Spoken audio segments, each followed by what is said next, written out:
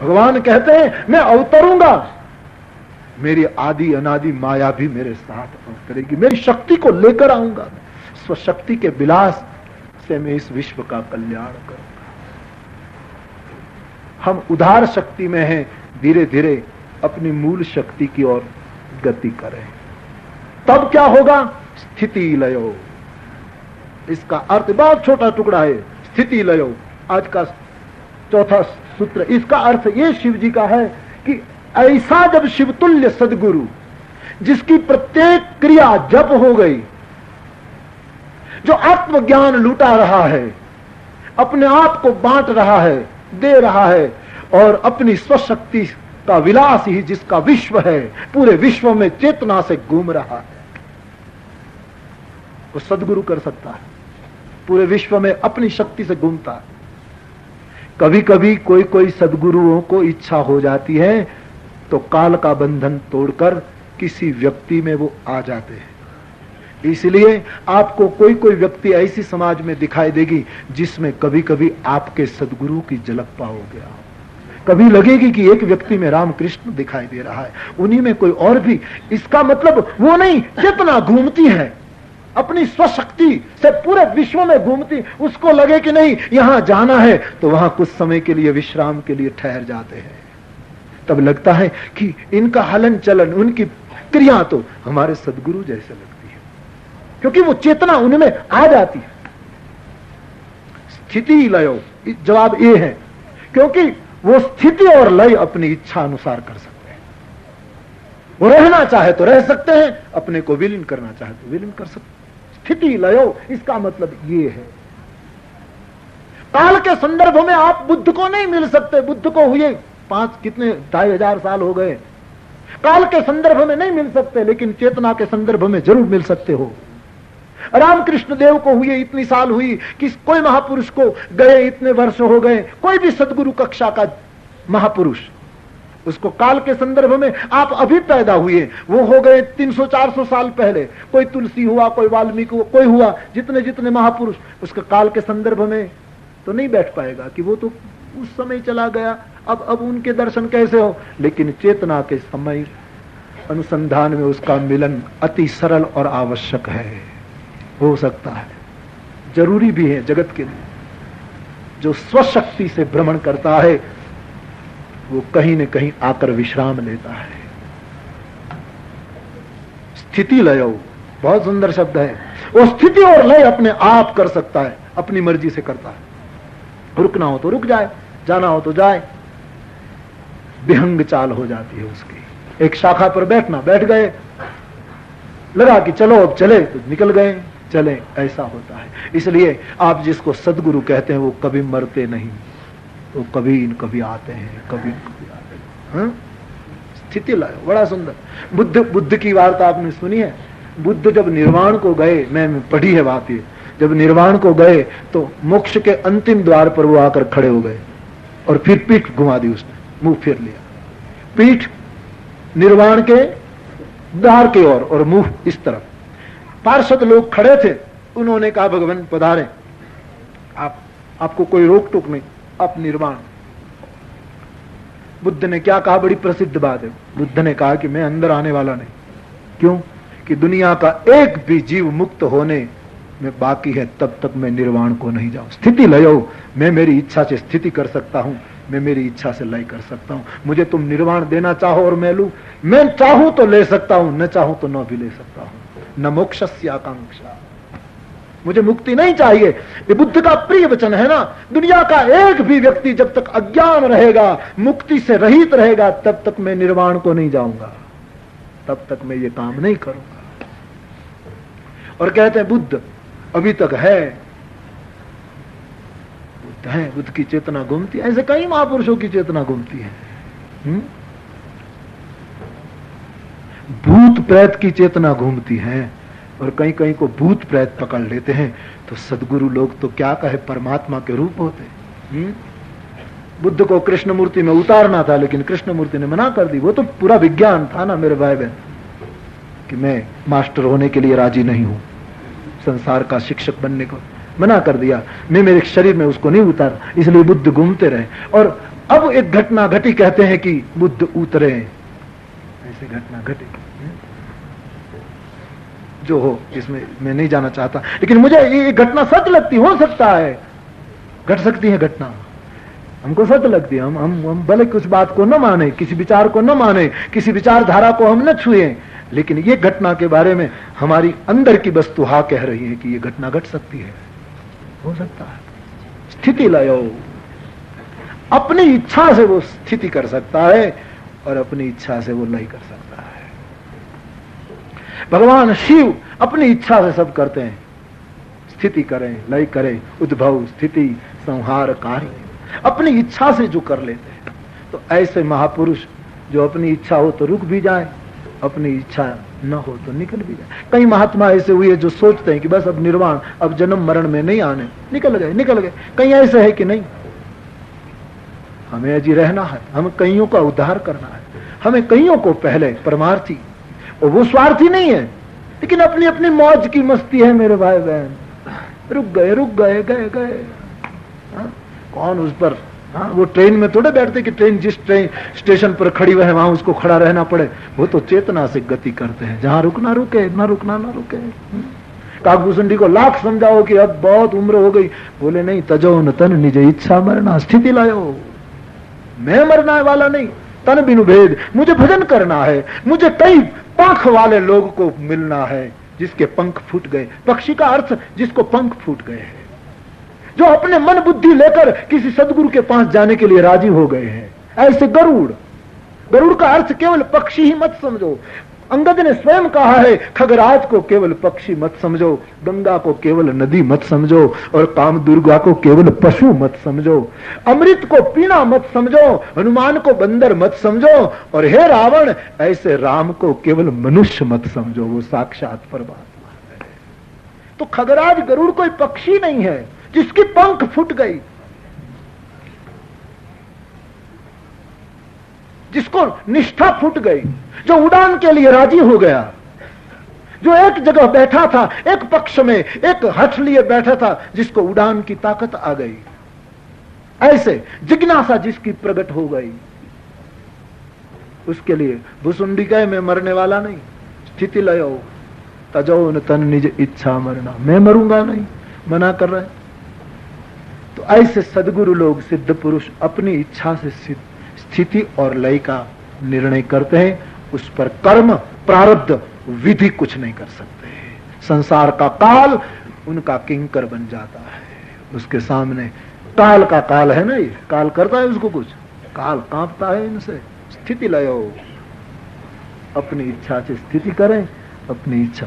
तो आज के जो सूत्र हैं वो हमारे काबू में आने वाले नहीं, लेकिन हम पर उपकार करके शिव ने सदगुरु की पहचान कराई। ये चार चीज में जिसमें देखो, पैर पकड़ लेना, पैर पकड़ लेना, चरण पकड़ लेना, और पकड़े रहोगे तो कभी न कभी वो कृपा करेगा। क्योंकि हो सकता है आप पकड़ो तो वो छुड़वा भी दे, क्योंकि पैर पकड़ने वालों में कम शक्ति होती है, जिसके पैर पकड़े जाते हैं उसमें ज्यादा शक्ति होती है, क्योंकि ज्यादा शक्ति ही कम शक्ति को खींचती है। सिद्धांत है ना ये कोई, ठीक है ना भाई। हम उसी के पैर पकड़ते हैं वो जो हमसे ज्यादा ऊंचा है, कमजोर है, वो समर्थ का पैर पकड़ते हैं, वो ज्यादा शक्तिशाली है, ज्यादा ऊर्जा फूटी है, वो पैर छुड़वा सकते हैं। इसलिए पैर की सेवा, पाद सेवन की एक ही सेवा ऐसी है जो बिना कृपा नहीं पाई जाती। श्रवणम कीर्तनम विष्णु स्मरणम, श्रवण आप अपनी मौज से कर सकते हैं, आपका अधिकार है, कभी भी श्रवण करो। कहां भी कथा हुई आप चले जाए, कौन मना करता है? कोई यहां कहेगा कि केदार की कथा कुछ लोग ही सुने, आप नहीं सुन सकते, कोई भी आ सकता। श्रवण आपके काबू की बात है। श्रवणम कीर्तन, कीर्तन आप घर में करो, मंदिर में करो, आपके काबू की बात। श्रवणम कीर्तनम विष्णु स्मरणम, कहीं बैठकर आप जब स्मरण करो, आपके काबू की बात। श्रवणम कीर्तनम विष्णु स्मरणम, पाद सेवनम, अर्चन आप कहीं भी कर सकते हैं, पूजन कहीं भी कर सकते हैं, वंदन किसी को भी कर सकते हैं, लेकिन पाद सेवनम वो बिना सदगुरु की कृपा नहीं हो सकता। वहां तुम्हारा निमंत्रण काम नहीं करता, वहां सदगुरु का निमंत्रण काम करता है कि चलो तुम करो। पाद सेवनम, तो जिसके पैर हम पकड़ते हैं वो समर्थ है। तो कहने का मेरा मतलब ये है कि ऐसे कोई सदगुरु मिल जाए, वो छुड़वा देंगे आपको। छुड़वा ही से, वो कठोर नहीं है, छुड़वा इसीलिए देंगे आपको पक्का करे। जैसे कुम्हार टपला मारता है मटके पर, हा? लेकिन कुम्हार का ये दृश्य बड़ा प्यारा है। आपने देखा हो, कच्ची माटी का मटका बनाए और उसको पीटे, मिट्टी कच्ची है और उसको पीटते आकार बिगाड़ देगा ऐसा लगेगा, लेकिन एक हाथ अंदर से रखता है, ऊपर से मारता है लेकिन एक हाथ अंदर से होता है कि आकार बिगड़ न जाए। बिटप ओट देख ही रघुराई, एक हाथ बाली के हाथ से सुग्रीव को पीटने की चेष्टा और दूसरे हाथ से सुरक्षा भी कर रहे हैं। ऐसे हमारे मटके को पक्का करने के लिए सदगुरु पैर छुड़वा देंगे, लेकिन पकड़े रहो, बस पीछे पीछे चलते रहो। सदगुरु के पीछे चलना परमात्मा की प्राप्ति का रास्ता है, और रास्ता हम संसारी लोग कहां प्राप्त करते। एक गहन गहन चर्चा कहते कहते भी मुझे अंत में यही करना है कि ये पहचान करा दी गई शिव सूत्रों के माध्यम से हमको, भगवान शिव ने, कि भी ऐसे सदगुरु होते हैं, बस उनकी शरण, उनके चरण में रहो। और ऐसे सदगुरु मिल जाए फिर तुम्हारी बहुत जिम्मेवारी बढ़ जाती है। ऐसे सदगुरु पाने के बाद तुम किसी के प्रति कुभाव करोगे तो तुम तुम्हारे सदगुरु को बदनाम कर रहे हो। ऐसी स्थिति पाने के बाद तुम किसी की निंदा करोगे तो तुम तुम्हारे सदगुरु को बदनाम कर रहे हो। सोचा नहीं था। कई लोगों को मैं देखता हूं, बड़े बड़े सदगुरुओं के, बड़े बड़े महापुरुषों के शिष्य हो जाते हैं, लेकिन निंदा, ईर्ष्या और कुभाव नहीं छोड़ते। तुम्हारे सदगुरु का सर नीचे झुक जाता है, हाँ? तुम्हारी जिम्मेवारी बढ़ जाती, वरना सदगुरु न मानो, न मानो। दो नाव पर स्थिति में तो सवार हो ही नहीं सकते। स्थिति में कहने का मेरा अर्थ, आप इन सूत्रों को ठीक से, इस सदगुरुओं की पहचान आंख खुल जाए तो हो जाए।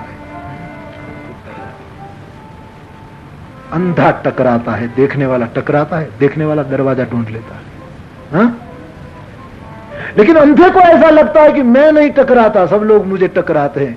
सब नहीं टकराते, वो स्वयं टकरा रहा है, क्योंकि आंख नहीं है हमारे पास, श्रद्धा की, निष्ठा की आंख नहीं है। हम तो सदगुरुओं के पास गए प्रतिष्ठा पाने के लिए और घोषणा करते रहे, हम फला के शिष्य, हम फला के शिष्य।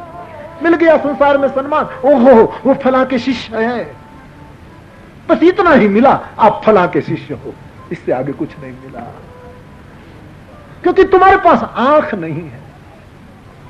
तो मैं बहुत बल दे देकर इस कथा में बोल रहा हूं, इसलिए तुम्हारे सदगुरुओं को बदनाम न करो। पुत्र का कर्तव्य है बाप के नाम का कीर्ति बढ़ाएं, वैसे शिष्य का कर्तव्य है गुरु नाम को रोशन करें। सदगुरु तुमसे गुरु दक्षिणा मांगते हैं क्या? 2 कोड़ी की तुम्हारी गुरु दक्षिणा है, तुम क्या दे सकते हो? तुम्हारे पास है भी क्या? ये अहंकार नहीं है, अस्मिता है। क्या दक्षिणा?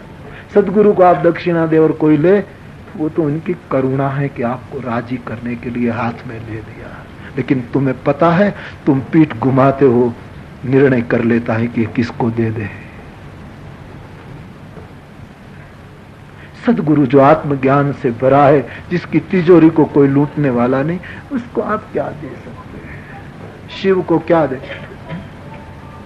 शिव को हाथ होते तो ले सकते हैं, शिव को पैर होते तो आप उनको घर ले जाते हैं कि चलो हमको आपका सम्मान करना, हाँ? शिव को मस्तक होता तो आप मुकुट लगा सकते। शिव तो शून्य का प्रतीक है। शिवलिंग क्या है? आकार है कोई। इसलिए हम हिंदुओं ने शिव की मूर्ति का निर्माण, वो तो हमारे भाव को निश्चित करने के लिए हम भले ही मूर्ति बना ले, लेकिन मूल सनातन संस्कृति शिवलिंग को पूजती है। शिवलिंग है शून्य, जो अंदर से बिल्कुल खाली है। तुम उसको क्या दे सकते हो? मुकुट पहना सकते हो सदगुरु को, तुम दे सकते। पैर हो तो पैर पूजो, हाथ हो तो कुछ दो कि बाबा जी ये शाल ले लो। हाथ नहीं, पैर नहीं, प्रभो प्राणनाथम विभु विश्वनाथ। इसलिए ये बहुत हिंदुओं की अद्भुत देन है कि शिव की मूर्ति नहीं बनाई। शिवलिंग शून्य का प्रतीक है, खाली का प्रतीक है, शून्य है।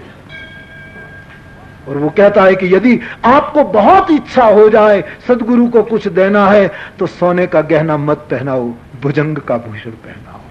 ये उल्टा आदमी है सदगुरु, उल्टा आदमी। इसलिए समझने में बहुत कठिनाई आती है। इसके लिए निष्ठा की, श्रद्धा की आंख चाहिए।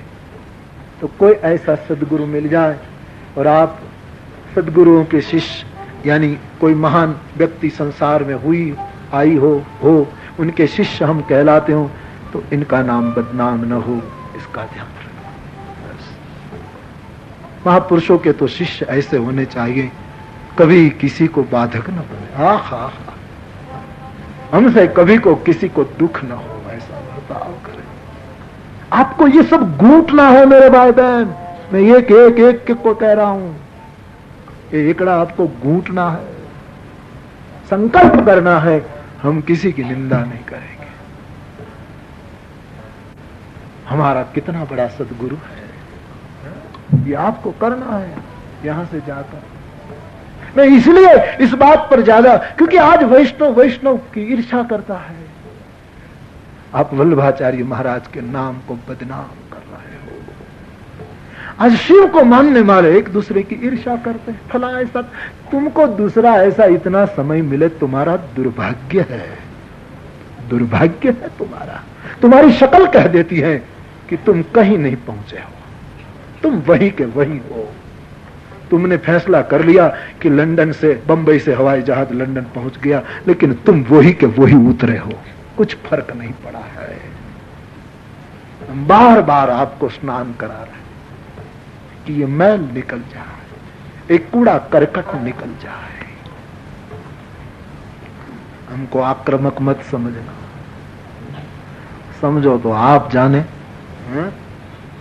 लेकिन घाट घड़ने के लिए कभी कभी करना भी। करोगे संकल्प? अरे 5-15 आदमी संकल्प करके यहां से उतरे तो मेरा बोला सार्थक हो जाए। मुझे तुमसे क्या दक्षिणा लेनी है, क्या लेनी है? प्रभु ने बहुत दे दिया, क्या बाकी रखा है? जो दायक फल चार। हमारी मां बैठी है हमारे पास, हम तुमसे क्यों भीख मांगे? तात मात सब विदित तुलसी की, आरती श्री रामायण जी की। हम तुम्हारी खोखली आरती करें कि तुम हमें ये दो, हम तुम्हारे गुणगान करें? रामायण मैया का हमको छाया। हम क्या, जिन जिन ने आश्रय किया वो माला माल है, भीतर की मस्ती में डोल रहे हैं, झूम रहे। छुआ और कांचन हुआ, छुआ और सुवर्ण हुआ। आप निष्ठा करके उतरे, वही हमारी प्रसन्नता है, वही हमारा आनंद है।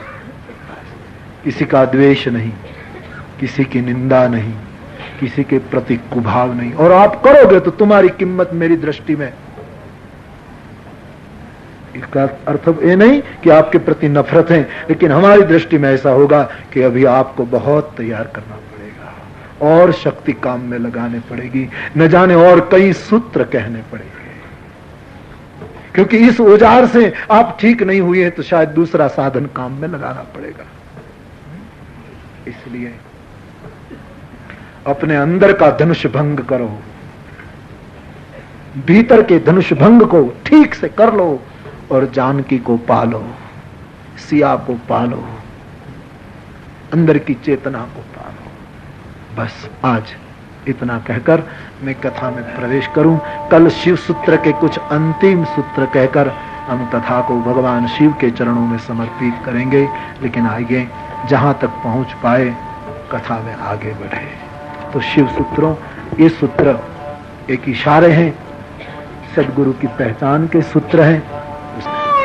थोड़े थोड़े ऐसे सिकुड़ जाइए।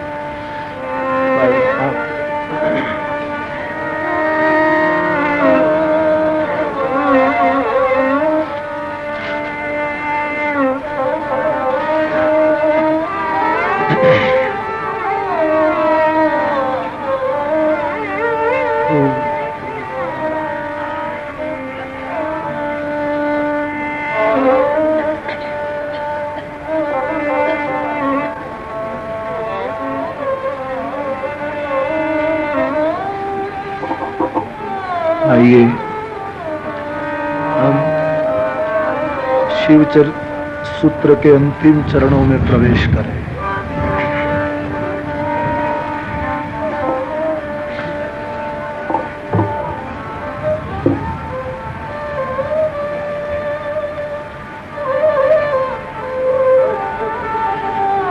सुखा सुख ये टुकड़ा करने से ठीक नहीं रहेगा। पहले आप पूरा सूत्र ही सुनकर बोले। मैं पहले पूरा शिव सूत्र के अंतिम चरणों में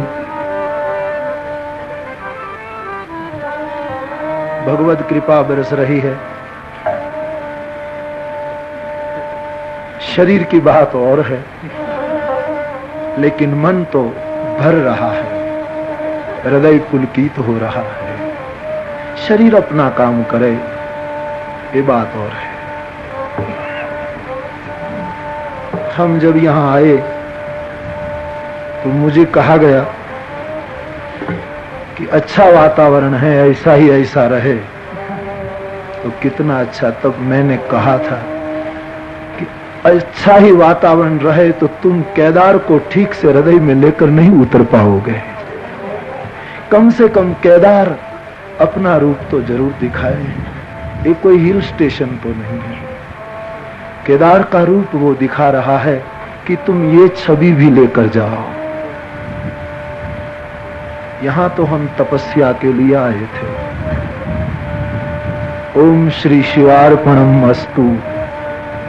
शिव के चरणों में कुछ अंतिम शिव वचन में कहने जा रहा हूं।